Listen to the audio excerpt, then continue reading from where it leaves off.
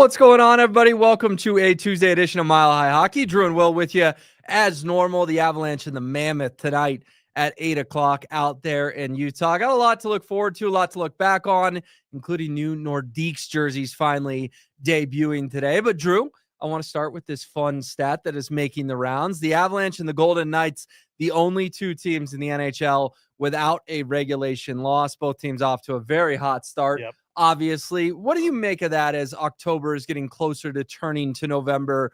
Those stats that, are we going to remember them in April? Probably not. But just a hot start culminated with the fact that you've gotten a point in every single game you've played this far, and two, obviously, in 5 of the 6. Yeah, it kind of feels like where we thought these two teams would be, if I'm being honest. Like, I think everybody looked at the standings, before the season started and said, yep, the Avalanche and the Vegas Golden Knights are probably the two best teams in the Western Conference. You can throw Dallas in there, you can throw Winnipeg in there if you want, but these were kind of the clear-cut favorites in the Western Conference, and they're playing like it so far. What Vegas is doing is awesome. Jack Eichel's off to ridiculous start. He's got 16 points in the first, 7 games they played. But to look at what Colorado's done so far, the way they're playing, getting off this hot start, it's really validating knowing that, like, we went into this thinking, okay, you got to get off to a hot start. You've got to play well right out the gate, especially with some of these teams you're playing, because you're playing against teams that, quite frankly, aren't very good. You had Columbus, who's not a very good hockey team. You had Boston, who's not a very good hockey team. Utah's kind of an up-and-coming type hockey team, but Buffalo as well. Yeah. Yep, and the Kings have gotten off to a bad start as well. Sure. So you're doing what you're supposed to do against the bad teams. To me, that's really encouraging. Now we're going to see tonight going up against the Utah team that they've already played once, and you could argue that, hey, that was their worst game of the year against the Mammoth on the home opener. So it's good to see that they're doing what they're supposed to do, getting out to the hot start, playing good hockey, because I think this is going to be a race between them and Vegas for the rest of the year. And you look at the rest of the Central Division. I mean, Dallas is off to a little bit of a slow start. Winnipeg's got it figured out.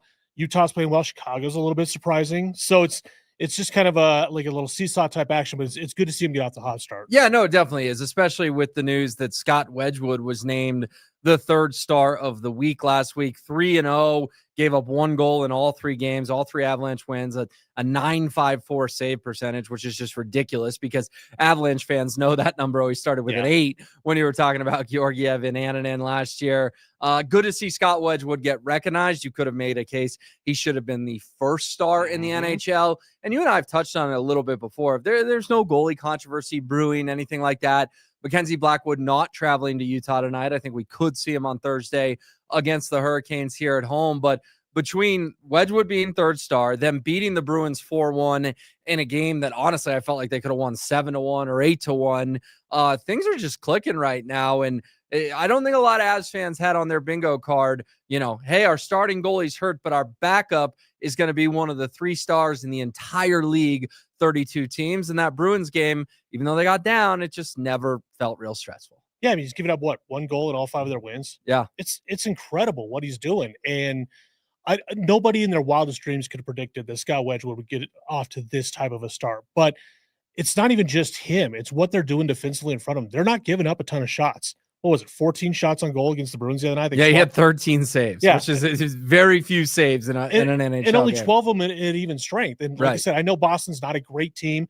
They were coming out playing a game in Vegas, I think, the night before, so, a little bit of a lag there. But just to watch what he's doing night in and night out and watch what this team is doing in front of him defensively, it's great to see, because all these guys defensively in front of him they're paired so well together. And remember, they're doing this without Sam Girard, who's been out and who's going to be out for who knows how long.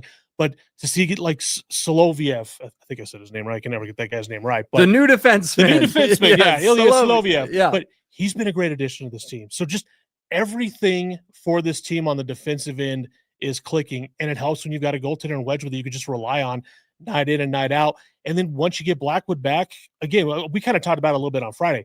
I'm really curious to see what the rotation is going to be between these two goaltenders once Blackwood is back and healthy again, because you can make a strong case. You could almost alternate starts between these two guys right now, the way that Scott Wedgewood is playing. Now, can he keep it up? Who knows? He's never really played this much, on a consistent basis. So who knows if he can actually keep it up. But it's encouraging to see what he's doing right out of the gate on this. Yeah, no, it's really encouraging. There's no doubt about it. And you're right. If Blackwood comes back, I mean, you got to give the guy a fair chance. Like if he comes out and has a rusty game or two, that's to be expected. But if he has 4 or 5 sort of rusty games in a row, then I don't think Jared Bednar is going to be hesitant to say, hey, we're going to go back to Scott for a chunk of time. We've sort of said, well, maybe Scott plays 30 games. Maybe Scott plays 35 games. I don't know. As we sit here today, I'm up in that it could be 40 games for Scott Wedgewood. We'll have to see. We're obviously all hoping that Mackenzie Blackwood plays well. Other takeaway from me in that Bruins game, Nathan MacKinnon, just a man on a mission. Another 2 goals in that game. Marty Necas adds an empty netter. Arturi Lehkonen sets up MacKinnon on both goals. I mean, we've seen some unbelievable first lines in this town over the last 30 years. Let's be honest. I mean, when you've got Joe Sakic and Peter Forsberg and Nathan MacKinnon and Gabriel Landeskog in his prime and Mikko Rantanen, we've seen a lot of really good first lines. But right now, Drew, and yes, I'm being a prisoner of the moment, you can make a case that MacKinnon, Necas, and Lehkonen, it's obviously not there yet. It's very early. It's still early in the sense of Necas only got traded here last January, but they could be one of the all-time great first lines the Avalanche have ever had. They could be, and that's a scary thought because you mentioned they've had so many great first lines in their history. Just even going back to the Stanley Cup year, look how good they were on the first line then. It's good to see night in and night out. You can count on it. He's got 1 game without a point so far this year. That's it. Arturi Lehkonen is doing everything you expect him to. He's that guy, that net front presence, the guy that's going to be there to, screen the goaltender, get those greasy type goals. He's the perfect fit for that top line when you've got those 2 skilled guys out on the outside. I know Nathan MacKinnon's technically a center, but he kind of plays more like a winger other than taking faceoffs. But it's awesome to see that. Now, I think because when we talk about this team, like this team is so good. Everything they're doing right now, they're doing it at such a high level, except for one thing, the power play. They're almost better at even strength. Like I prefer them 5-on-5 right now. I kind of do too. Yeah. Well, and I kind of looked at some of the numbers, and in my head, I'm thinking, watching this team on the power play, you're going, okay, they don't seem to get a lot of shots kind of in that high danger area. And I looked it up. Over these, they've had 25 power play attempts. They've scored 3 times on the power play so far. They've only got 9 high danger scoring chances on those 25 attempts. That's it. Too many times they're shooting from outside. They're just kind of expecting a screen in front. They've got to figure this power play out because I know they're getting away with it right now, but there's going to come a time where this power play is going to have to step up and make a difference in games. Hell, tonight might be one of them because you're playing against a gritty kind of, defensive-minded Utah team where, we saw them struggle a little bit. We saw the Avs struggle a little bit in that opening night game against Utah because Utah likes to clog up that neutral zone, take away the space. So you're going to need power play opportunities and power play goals on nights like that. So it's the one only complaint that I have about this team so far. Everything else, you look at this. Top line is cooking.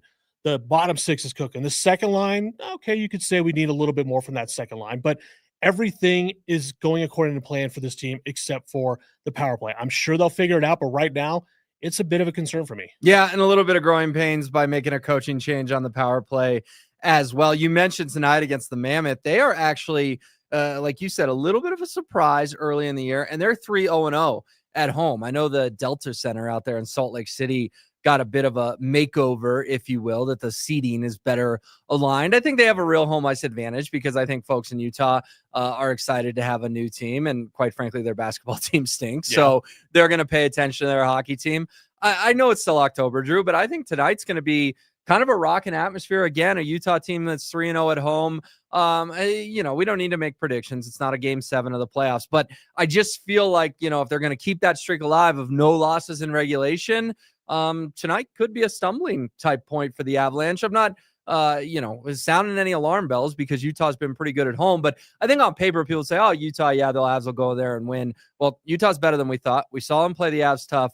And again, on their home ice this year, they haven't lost all season. Yeah, and divisional games are always important. You want to stack up points. I mean, it's kind of a 4-point swing within the division. And I think if you look at where Utah started out this year, they're going to be a team that's probably going to be – they're going to be in the playoff hunt for sure. But they could be a team that maybe could sneak up and be the 3rd-place team in this division. And you want to get these points early on in the season and kind of get things going. And like we said, Utah is such a good team defensively this year. They've given up they're the 4th fewest shot attempts per game in the NHL this year. Yeah. They played well defensively. They're only given up about a little over 2 goals a game. As we saw, the Avs scored 2 goals against them in that opening night game. But yeah, it's hard to read too much into it because it is so early on in the season. But like I said, divisional games are always important. You're going to their barn. They played well. They're at the end of a 4-game homestand here.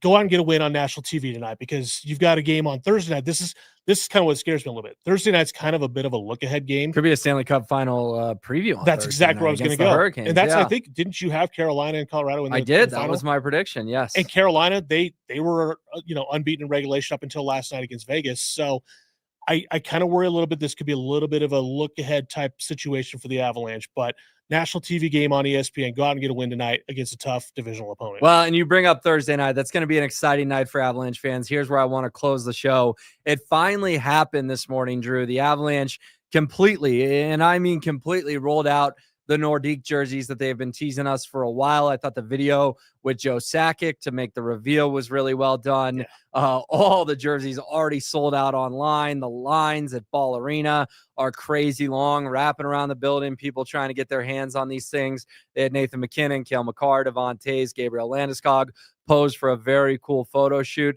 Listen, I said it this morning on Twitter, and I'm going to say it again. I'm much more concerned with my team's product on the ice, on the field, on the court than I am with what they're wearing. But even not being a big jersey guy myself, Santa brought me one of these things under the tree in a couple months. They are pretty darn sweet. Yeah, and what does Deion Sanders always say? You look good, you feel good, you play good, something like that. And you're right. Like, how they look is kind of just whatever. I am a jersey guy. I love the jerseys. I think they're beautiful, and I've actually kind of come around on something, because I think we talked about this maybe a week or so ago, and as I was kind of the opinion, well, I don't really care about honoring the Nordiques and their tradition, stuff like that. Like, we're celebrating the 30th year of the Avalanche. I want to celebrate that and have some of those throwback jerseys. However, after seeing these jerseys this morning, I've come around and said, you know what? This is pretty awesome that they're doing this. And they're wearing them in the right games. I think they announced they're wearing it for 7 games this season. They're going to wear it against the Carolina Hurricanes twice, which is significant because they are the former Hartford Whalers, and they're going to bring back the whale for those games. So seeing, like, Thursday night, you're going to have the Avalanche and the Hurricanes, the Nordiques versus the Whalers, an old Adams division rivalry from back in the day. That's going to be really, really cool to see. It stinks that they sold out so quick, because I'll be honest, I actually tried to get one and I couldn't do it. I was too slow to the punch. So really cool to see, and I've come around on it, and I can't wait to see what that looks like on Thursday night against Carolina. Yeah, and the good news, I think they'll be restocked at some point. I think you'll have another chance. I don't know, because the way they've rolled this whole announcement out, it's been kind of weird. Like, it feels like they've been teasing it for the better part of, 3-4 weeks now. Like, they've been wearing the pants and the helmets in practice and stuff like that. And it's finally, they're like, this morning, like, okay, let's go ahead and just roll it out there. And then it just sells out so fast, it kind of stinks. So hopefully they do end up restocking it, because I can guarantee you this is going to be a really popular item amongst Avalanche fans. The almighty dollar, Drew. I think they may find a way to restock it. Hey, if demand stays high, they got you, right? No doubt. I think they would, especially before the holidays. Yeah. Hopefully, But I love that they're wearing it against, like, the right opponents. You're wearing it against the Hurricanes. You're going to wear it against the Montreal Canadiens, the old Battle of Quebec. You're wearing it against the Maple Leafs and Penguins. Like, old school rivals. You're not just throwing them out there against the San Jose Sharks or the Dallas Stars, stuff like that. Just wear them against the right opponents, and I think it's a really cool look. Yeah, it is cool. It's I'm sure it's a hard day in Quebec, if we're just being honest. I'm sure those people are rubbing salt in the wound. Yeah. But here in Denver, when you get an alternate jersey and it's as slick as this, and the color works as well and pops as well, I think the Avalanche did a really nice job on these. I'm with you. The rollout to me was a little clunky, a little too dragged out. But now that it's finally here, again, not being a jersey guy, I'll still give it an A+. I think the things are pretty sharp. But the video this morning, too, with Joe Sakic walking in the arena the way he did, that was really well done. That was really cool. And then to see him kind of transition from Sakic as the captain to Gabe Landeskog as the next shot with the captain on that, or with the C on, it looked really cool. So all that was really well done this morning. Like, let's just get these back in stock so everybody can get their hands on these things. By the way, real quick, Joe Sakic, still just the coolest guy on earth. I was at the Avs home opener, Drew. Here comes the elevator. I'm like, I got to get on the elevator.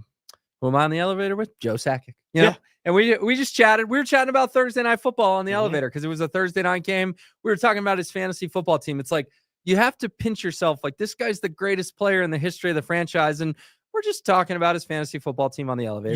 You'd have no idea that he's like one of the greatest players in the history of the National Hockey League. Right. The way he acts, the way he treats people. He's just an outstanding guy, outstanding person.